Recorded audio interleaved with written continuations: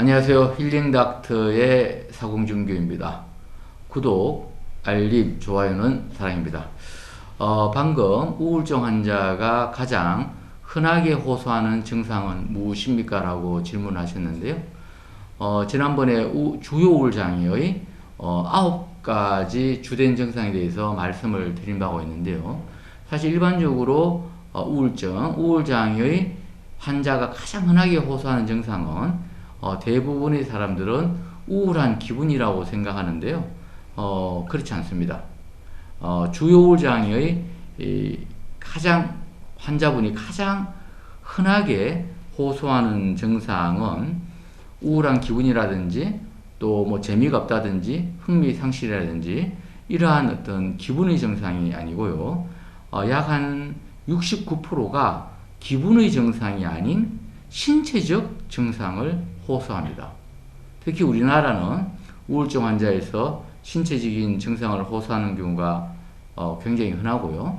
또 그 신체적 증상 중에도 가장 많은 것이 통증입니다.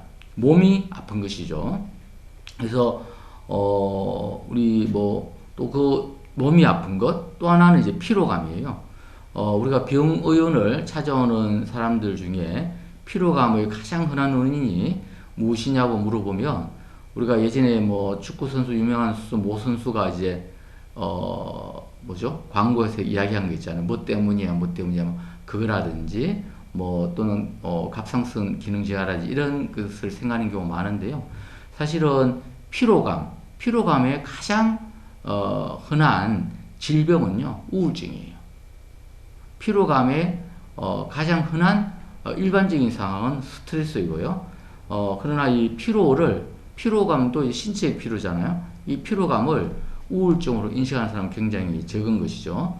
그래서 다시 말하면 우울증 환자가 가장 많이 호소하는 증상은 우울한 기분이라든지 내가 재미가 없다든지 이런 기분 증상이 아니고 대개 우울증 환자로 확진된 사람을 거꾸로 이제 추적을 해보니까 한 69%는 신체적 증상을 이야기한 거죠.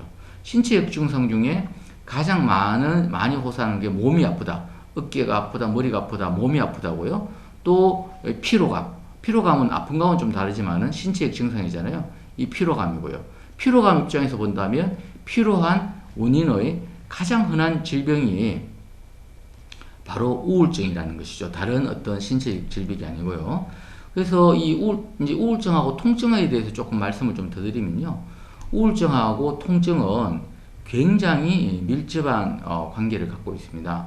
우울증을 가진 환자에게 대개 한 65% 정도가 통증이 있어요. 가장 흔한 통증으로는 두통. 두통 환자가 그냥 우리가 간단하게 보면 두통 이렇게 해석이 될 수 있겠지만은 두통 환자를 정확하게 추적하다 보면 두통 환자가 우울증으로 진단될 확률이 상당히 높은 거죠. 또 목, 어깨 통증, 또 근육통, 가슴 통증, 또 허리 아픈 거, 이러한 통증, 그리고 거꾸로 말하면 또 이러한 통증 환자의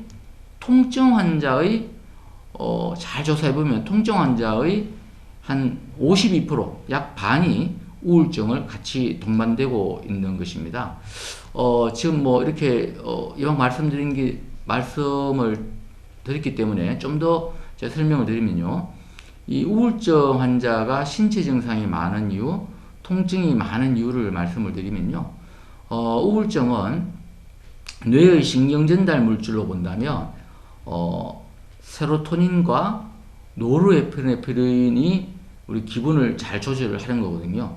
그 뇌에서 세로토닌과 노르에피네프린이 떨어지면 이제 우울증이 되는 것이거든요.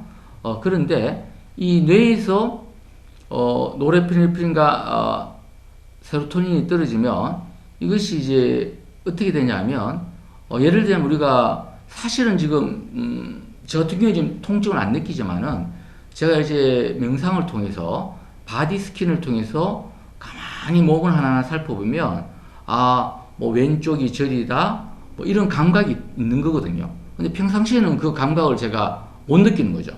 그러나 세로토닌과 노르에피네프린이 이렇게 보통 사람 얘기인데요. 이게 제가 이제 어떤 그 불편한 신체 감각이 있는데 못 느끼는 거예요.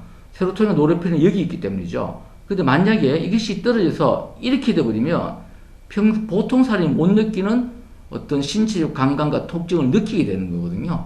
그래서 우울증 같은 경우에는 신체적 증상이라든지 통증이라든지 이런 것이 이렇게 여기 통증, 여기 이제 그 스레숄더라고 그러죠. 역치, 세로토닌과 노르페네프린이 뇌에서 낮아지면 기분이 조절이 안 돼서 우울증이 되고요. 이것이 또 척수하고 다 연결되잖아요. 거기에서 낮아져 버리면 원래 못 느꼈던 신체 감각과 통증이 느껴지기 때문에 사실은 우울증하고 통증은 굉장히 밀접한 관계가 있고요. 이게 왜 또 치료적으로 임상적으로 중요하냐면요.